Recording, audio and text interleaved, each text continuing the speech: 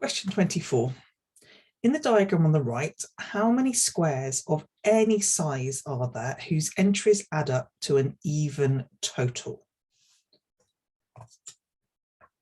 So I've drawn the square. If we look at the size of the square, so the largest square we can have is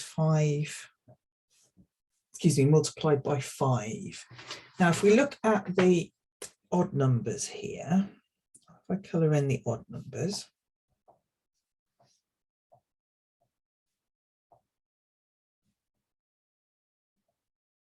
okay, so the size of square there is one 5 times 5 square, and there are,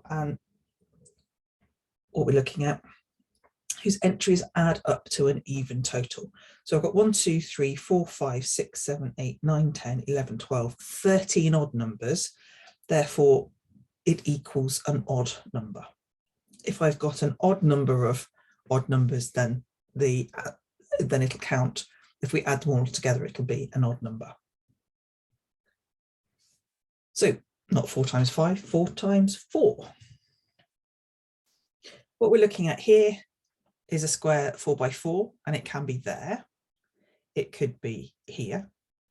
It could be here, or it could be here.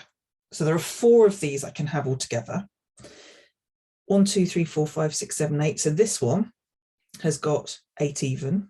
1, 2, 3, 4, 5, 6, 7, 8. In fact, they have all got an even number. So all of the 4 by 4s, there are 4 of them, make an even number. And I did this all the way through.